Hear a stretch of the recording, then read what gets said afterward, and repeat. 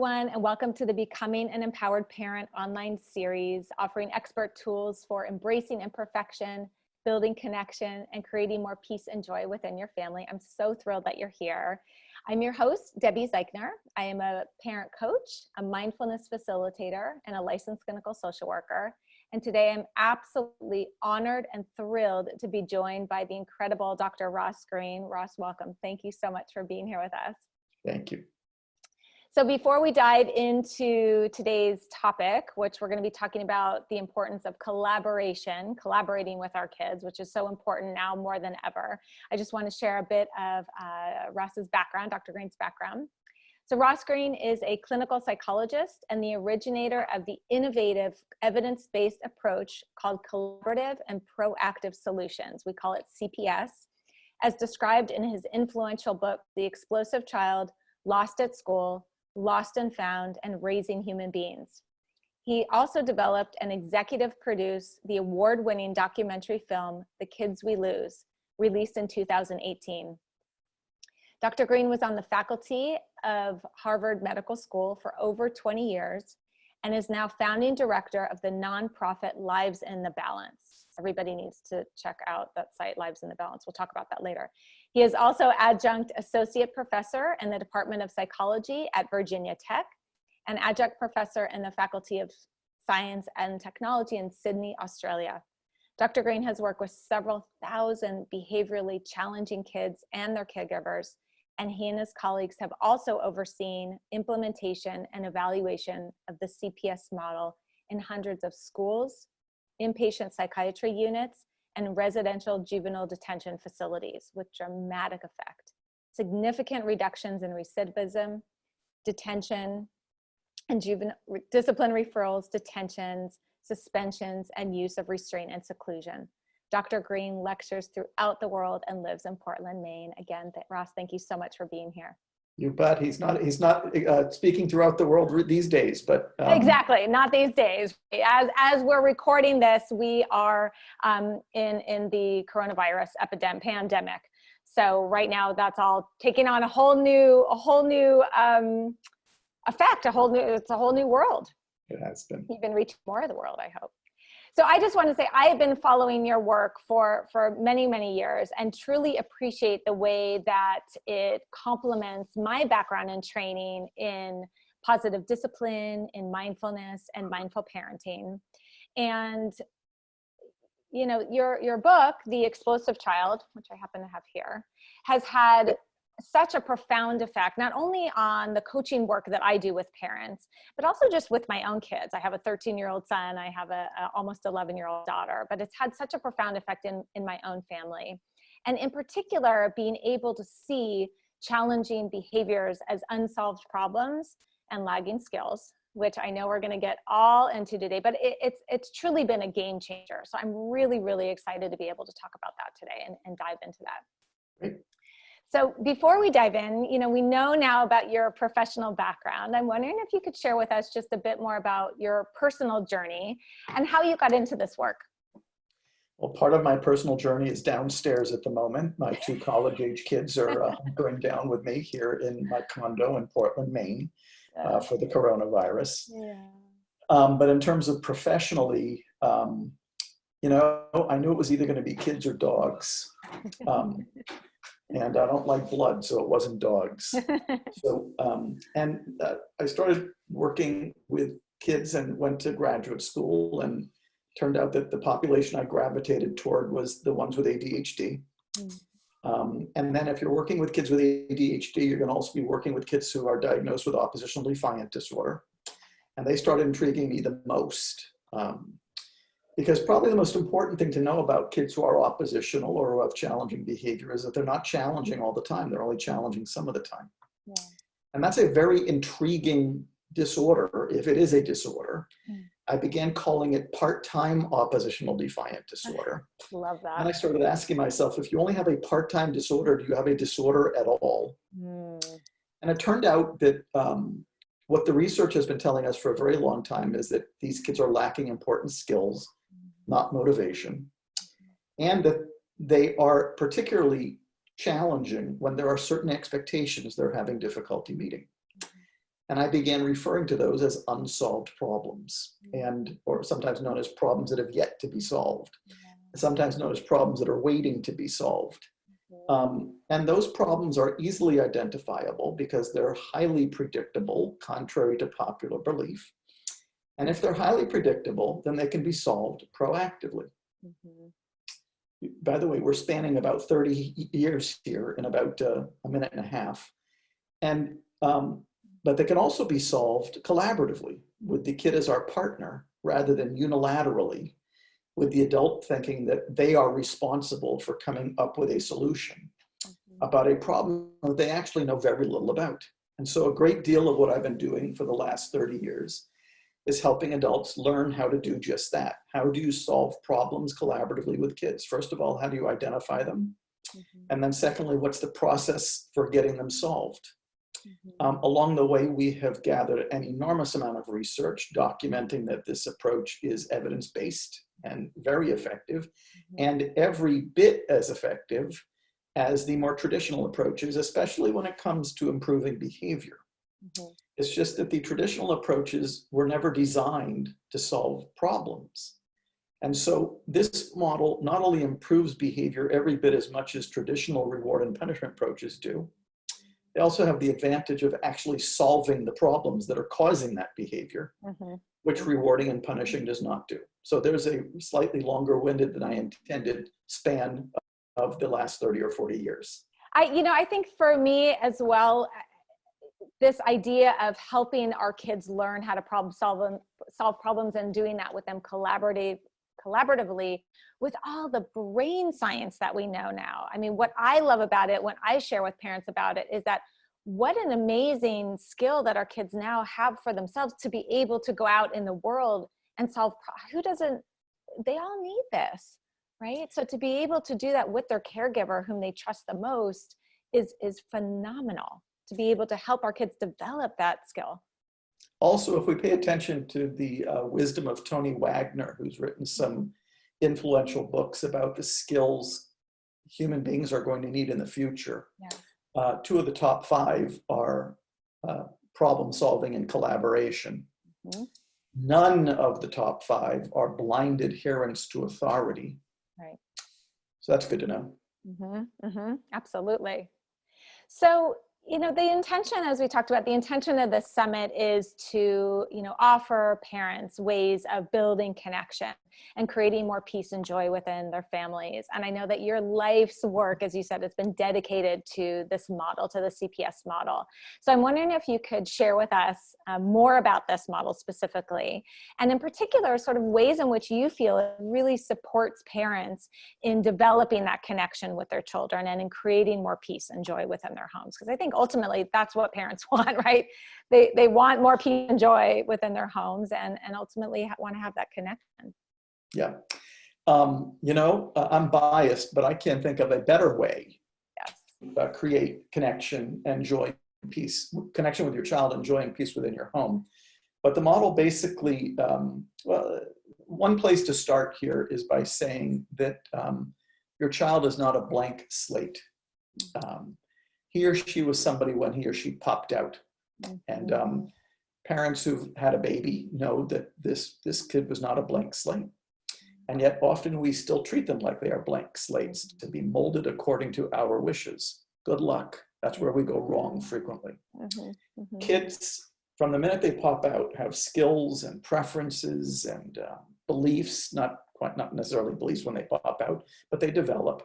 And we need to honor them. Sometimes though, we adults get so caught up in our goal. So what I'm always telling people is your goal is to get to know your kid. What are your child's skills, preferences, beliefs, and help your kid be those, because I don't think you're going to change them that much. Where life gets interesting is that we parents want to make sure that we have influence. We want to make sure that our child benefits from our experience, wisdom, and values. And that's a noble goal too. The problem is that we sometimes overdo it. And we stop paying attention to what's going on in front of us. And we stop listening. And that's where things head south, because we are so intent on pursuing our agenda that the kid's voice is lost. So in the CPS model, what you're doing is, and first of all, if a child is having no difficulty meeting a particular expectation, you got no problem, right? There's no unsolved problem. Your expectation is being met. If your kid is brushing his or her teeth before he or she goes to bed at night reliably, no worries. Kid is doing homework as well and as often as you'd like them to, no worries. But if your child is having difficulty meeting a particular expectation, you got a problem, what I would call an unsolved problem. And now you got to decide how you want to solve it. First, you got to identify it. Second, you got to stop paying attention to the behaviors that are being caused by those problems and thinking that rewarding and punishing, which might be effective at modifying behavior, is going to solve anything. It's not.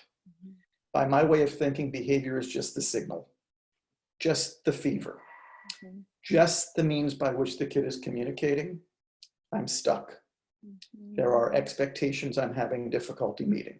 Job one, memorialize what those expectations are so that you don't have to deal with them in the heat of the moment every time.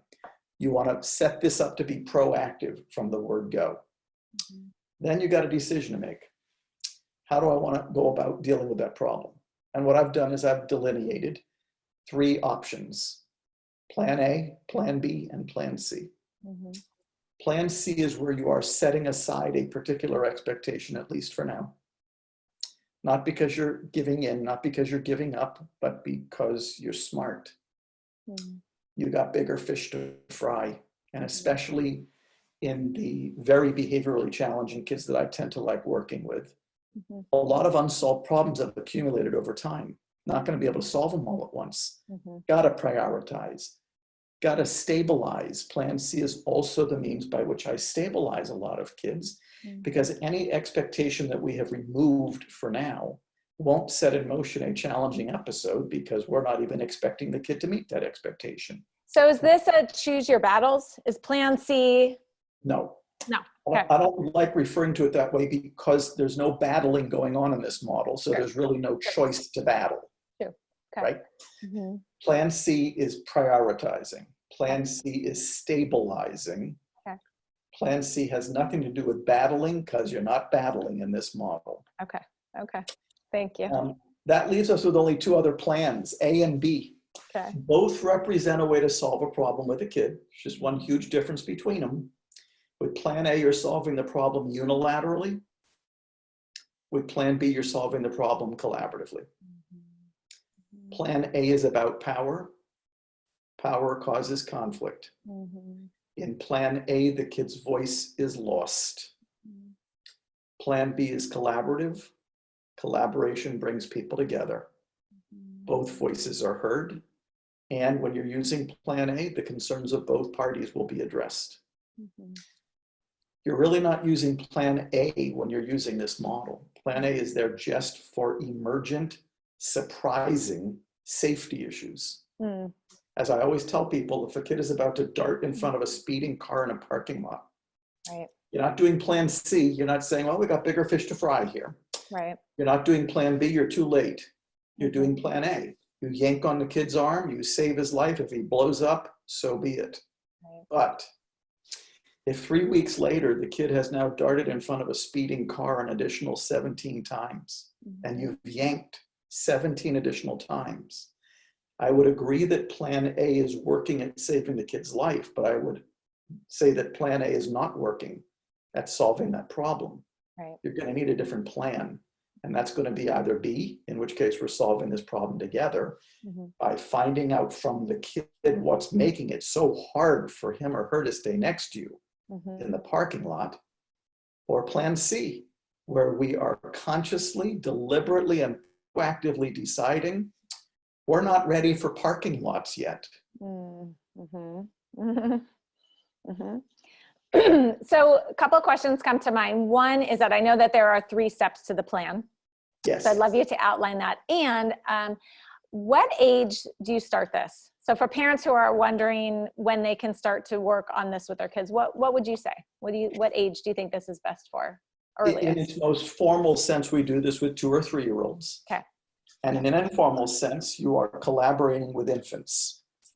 Mm-hmm. With an infant, you are trying to figure out what expectation the kid is having difficulty meeting, whether that is sleeping through the night or feeding or self-soothing.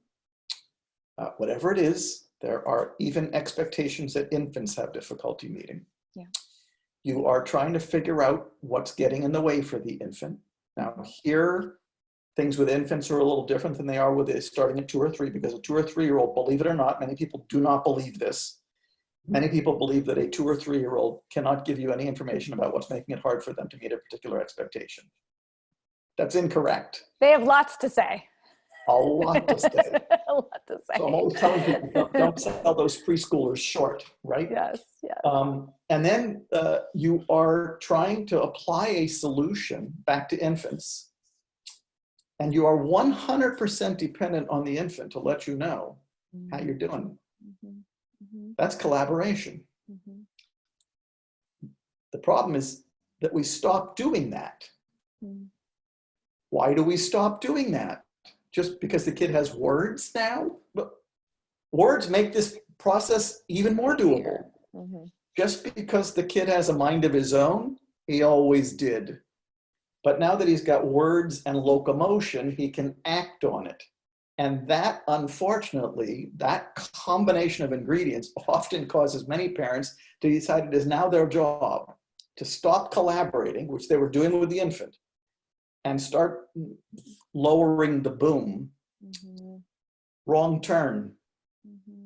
It becomes about control at that point, right? Correct. A parent feels like their child's out of control, and so therefore that's when that unilateral approach comes in, is when they feel like they need to regain a sense of control. I think the more control we try to have, first of all, anybody who's had kids knows that control is a delusion anyways, right? You do not have control. Don't have any of it, right? Well, you have, what the best you can shoot for is influence. Yeah. But the harder you shoot for control, the less control you actually have, right?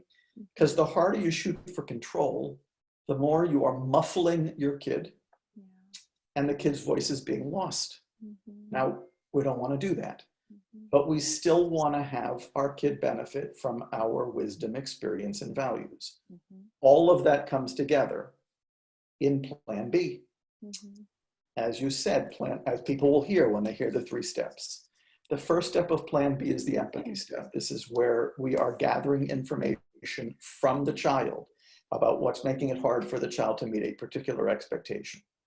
As I always tell people, be prepared for surprises when you find out that what you thought was making it hard for your kid to meet that expectation is not what was making it hard for your kid to meet that expectation. So that's the empathy step.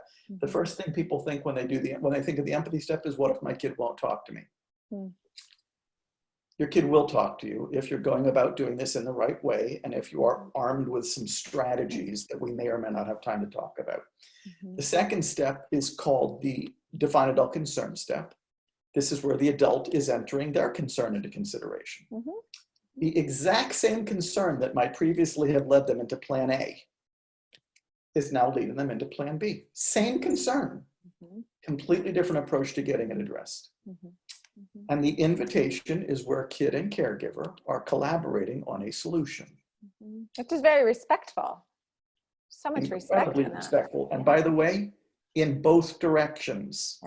This is what's interesting. We've got a fascinating definition of respect floating around out there. It relates to, I say jump, you say how high. Plan A begets Plan A. That's going to come back to haunt you someday. Respect is when 2 parties are able to listen to each other's concerns, take them into account, and come up with a solution that addresses the concerns of both parties. That's as respectful as it gets. Did you share step 3? Step 3 is the invitation. This is where kid and caregiver are collaborating on a solution. Great. But the solution has to meet 2 criteria. It's got to be realistic. Both parties got to be able to do what they're agreeing to do. This is not wishful thinking. And more importantly than that, the solution has to be mutually satisfactory, meaning it truly addresses the concerns of both parties. Here's what I've been saying a lot lately, and world history bears me out on it. If the solution is not realistic and mutually satisfactory, I promise you this problem is still unsolved. Right, right. Which gives parent and child opportunity to try again, to reevaluate, which is something that happens in the world all the time. Correct. Right? I mean, that's such, and yet another important skill, an opportunity. And see, that's where I think, and tell me if you agree, I mean, to me, that's, I mean, the whole process, but even that aspect is where parent and child can really connect, right? That's where that connection seems to happen through that process. And as they find the solution, that's where that peace is created and that joy is created. Yeah. Correct. So one of the things that you say, one of your premises that I love is that kids do well if they can. Can you tell us about that?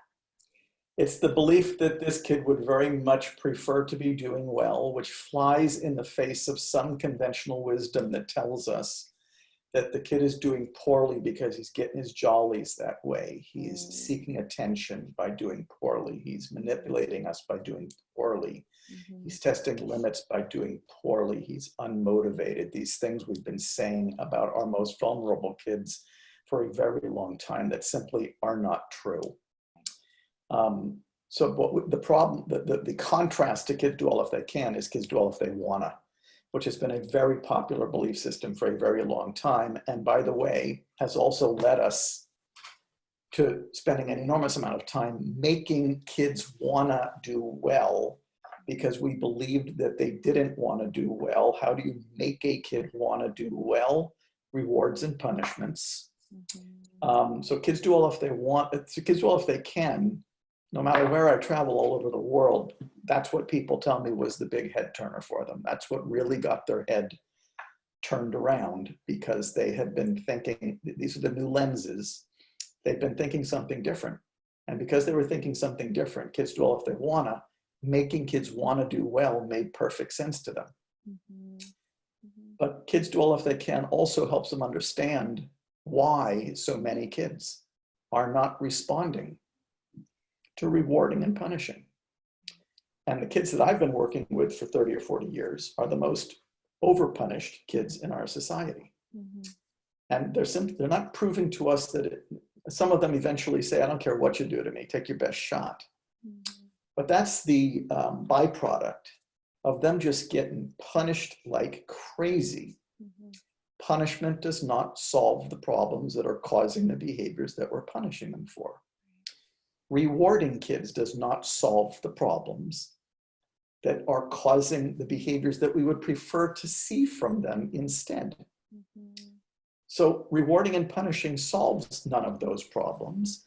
I was asked on a recent webinar, so what's the definition? Somebody noticed that we had this documentary film out called The Kids We Lose.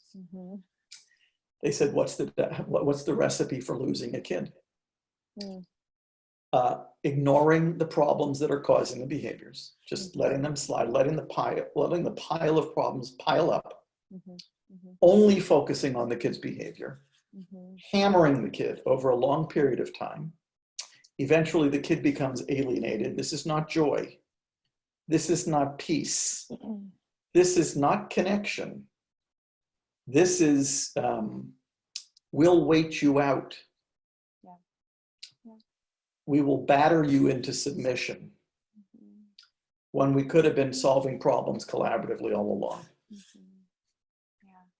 I mean, in positive discipline and just positive parenting, we talk so much about the behavior being like an iceberg, right? So recognizing that all behaviors are communication and really being able to see what's under the surface. I mean, that's where we have the most, we can be most effective. And so, it makes me think too that, as you know, so many parents were raised with unilateral parenting, right? Raised in these authoritarian homes. So I'm wondering, what do you say to parents who are feeling very stuck, really discouraged, who might be feeling just inadequate themselves, that they don't have what it takes to approach their kids in this way? Like, what can we say to them as far as how they can best support their kids and what their kids need?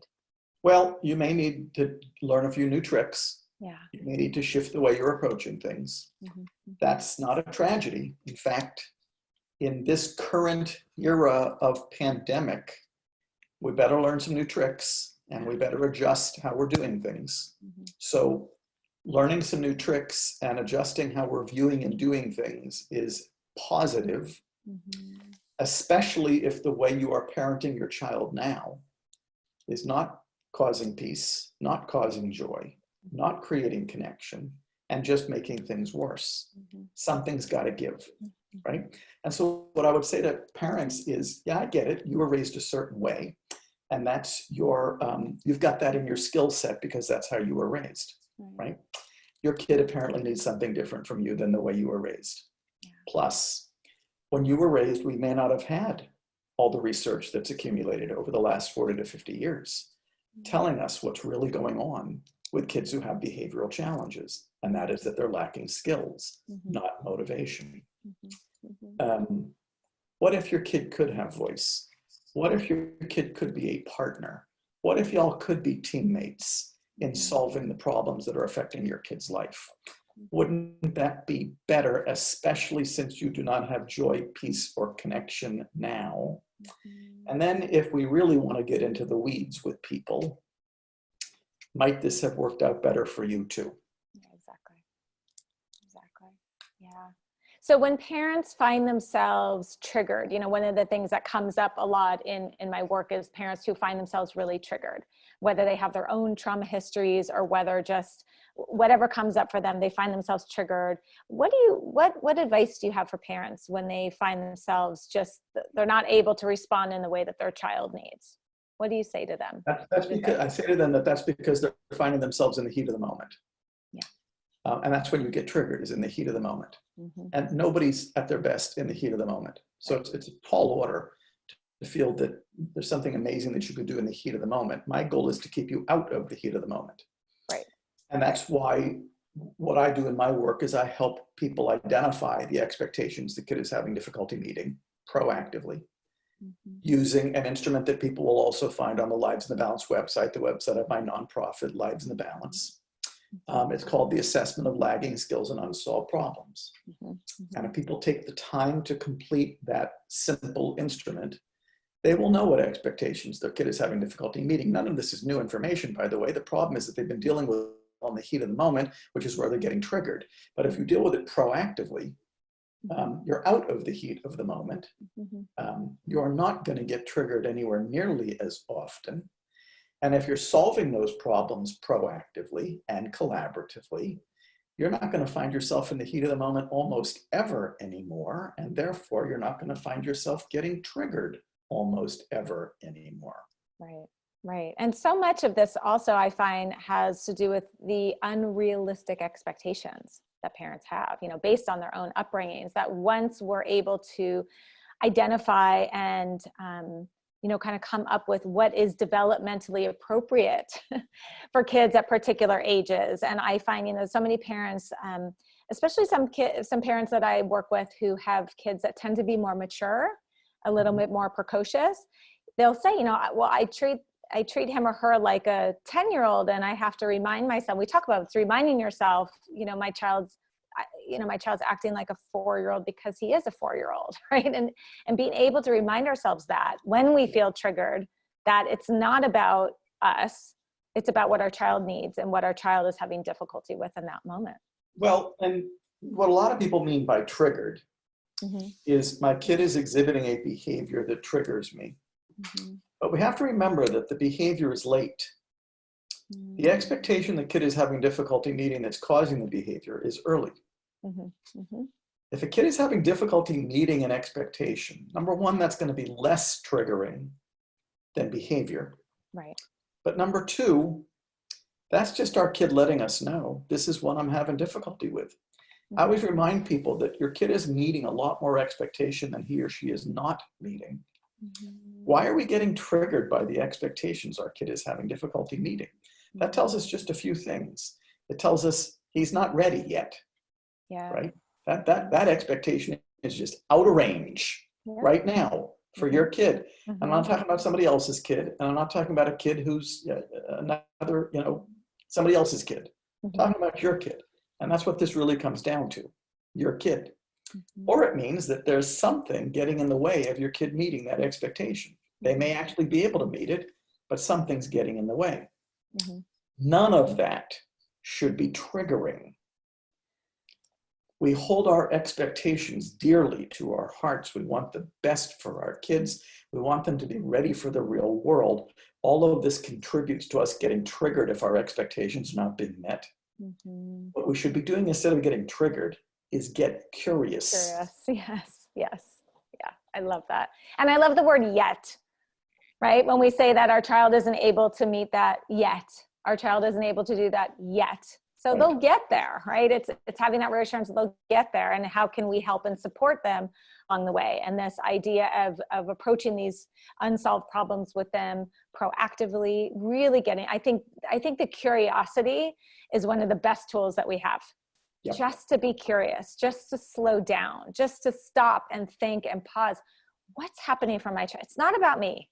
This is not personal, right? As I'm sure you hear, I mean, it's not personal. What is happening for my child when we can just put ourselves aside, put our own agenda aside, that's where the magic happens. And that's why I'm so grateful for you and for your work and what you're putting out into the world, and not only for parents at home, but for schools, so that not only is this happening at home, it's also happening in schools. I mean, I know so many schools that are still having the clip charts, and it's hard to change those habits for so many. So I'm really so grateful for all that you're doing. And so as we close today, I just wanted to ask if you have any other tools or parting words of wisdom for our listeners and our viewers.